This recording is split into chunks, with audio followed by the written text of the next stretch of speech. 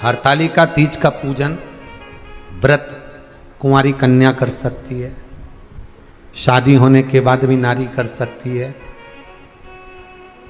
अंतिम अवस्था तक प्राण छूटे तब तक हरतालिका तीज का व्रत नहीं छोड़ना चाहिए।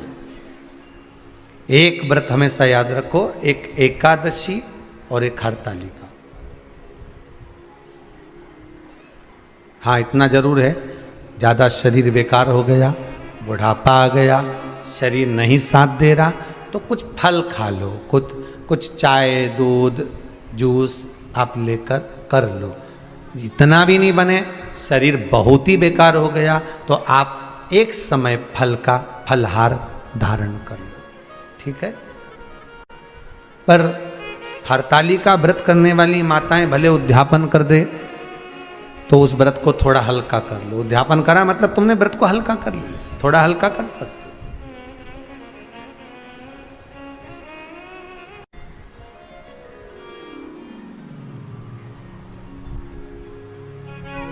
हरतालिका तीज का जो व्रत का उद्यापन करते हैं उसमें 5 चीज रखते हैं ना, 5 कपड़े स्त्री के, 5 कपड़े पुरुष के, 5 तरह का अनाज, 5 तरह का फलहार, 5 तरह का फल।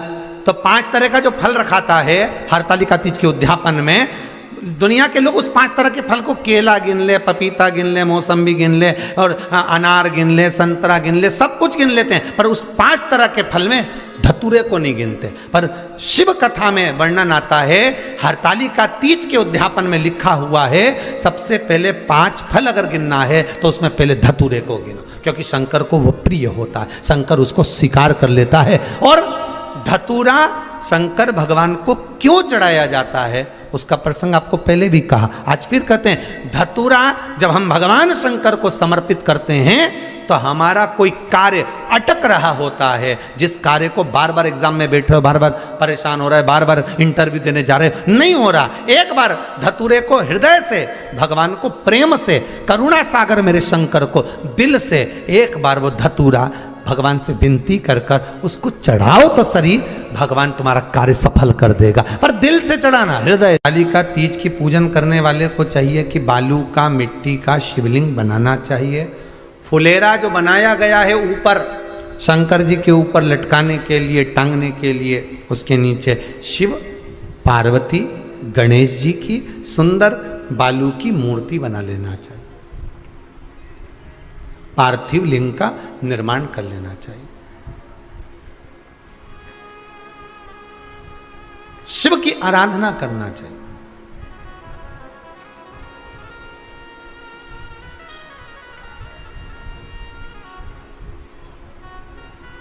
जो फल आपके पास में हो शंकर को समर्पित करना चाहिए, पूजन करना चाहिए,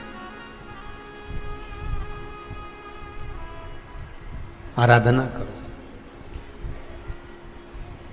सबसे पहली पूजन हरतालिका तीज की प्रदोष काल के अंतर्गत हो जाना चाहिए, शाम के समय पर। प्रयास करा करो प्रदोष काल के समय पर पहली पूजन हो जाए तो ज़्यादा अच्छा।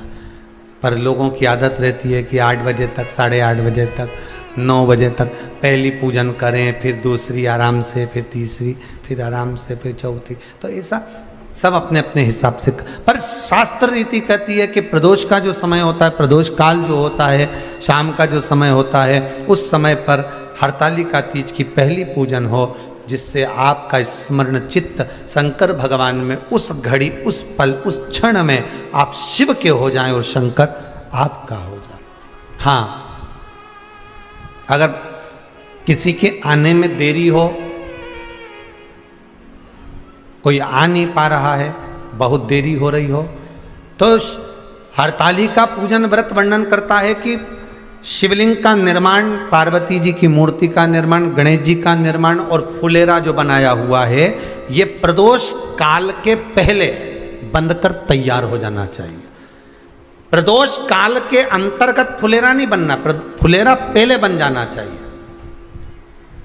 और बहुत विशेष बात ध्यान रखिए हरतालिका तीज की, कि शंकर जी का जो आपने स्वरूप बनाया है, पाटे में, थाली में, चौकी पर, चौरंग पर जो स्वरूप बनाया है, वो पहले नहीं रखना है। पहले क्या बांधना है? फुलेरा। पहले फुलेरा बांधिए, उसके बाद उसके नीचे शंकर जी को रखिए। कई अब जो हरतालिका तीज का पूजन करते हैं तो उनके लिए हो गया, अब दूसरे के लिए भी सुन ले। जो नारी हरतालिका तीज का पूजन नहीं करती, व्रत नहीं करती, साधना नहीं करती, उसके लिए भी कहा गया कि आप अगर ये व्रत नहीं करते हो तो एक कार्य जरूर करना, कहीं पर फुलेरा बंधा हो, हरतालिका की पूजन हो रही हो, 5 मिनट 10 मिनट निकालकर अपने आसपास के किसी पौधे में से पत्तियां लेकर या पुष्प लेकर, 5 वृक्ष की पत्ती या 5 वृक्ष के पुष्प लेकर शंकर भगवान को जब पूजन हो रही हो, 5 मिनट माताएं जब पूजन कर रही हों, तब आप भी उस पुष्प को, उस पत्तियों को शंकर को समर्पित कर सकते हो। ये नहीं चढ़ा सकते तो 5 फल, फल नहीं चढ़ा सकते तो 5 कुछ भी पुष्प आदि का आप शिव को समर्पित कर। पर क्यों चढ़ाया जाता है, किस लिए चढ़ाना चाहिए? तो कहा कन्या स्त्री अगर मान लो हरतालिका का व्रत नहीं करती, पूजन नहीं करती, आराधना नहीं करती, तो वो कन्या, वो नारी, वो स्त्री, वो पुरुष कार्य तो बहुत करेगा, दुकान भी 4 चलाएगा, व्यापार भी बढ़ाएगा, पर संपदा को जोड़ नहीं पाएगा। 1 रुपये कमाएगा, 1.25 रुपये खर्च वाला काम चलेगा। हस्त नक्षत्र में जो तृतीया पड़ती है, हस्त नक्षत्र के अंतर्गत जो तृतीया का महत्व कहा गया है, वो संपदा को बढ़ाती है, मनोकामना को पूर्ण करती है। इस नक्षत्र के अंतर्गत जो तृतीया आती है वो मनोकामना को पूर्ण कर कर चली जाती है। इसलिए शिव की आराधना के लिए प्रथम मान्य हस्त नक्षत्र में किया गया दान, हस्त नक्षत्र के अंतर्गत तृतीया के दिन किया गया पुण्य, हस्त नक्षत्र में तृतीया के दिन किया गया श्रृंगार, हस्त नक्षत्र में तृतीया के दिन करा गया अपना सुंदर सिंदूरा, भगवान का आनंद, 5 तरह के वस्त्र, 5 तरह के स्त्री के वस्त्र, पुरुष के वस्त्र, 5 तरह का फल, 5 तरह का अनाज, ब्राह्मण को बुलाकर ब्राह्मणी के साथ आप या तो ब्राह्मण से उद्यापन करवाएं या फिर आप स्वयं भी करते हैं तो शिव को समर्पित करके ब्राह्मण और ब्राह्मणी को भोजन कराकर वो भाग प्रदान करें।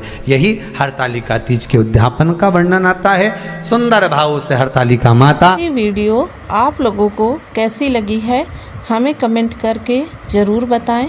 वीडियो हमारी फुल वॉच करने के लिए आप सभी लोगों का बहुत बहुत धन्यवाद।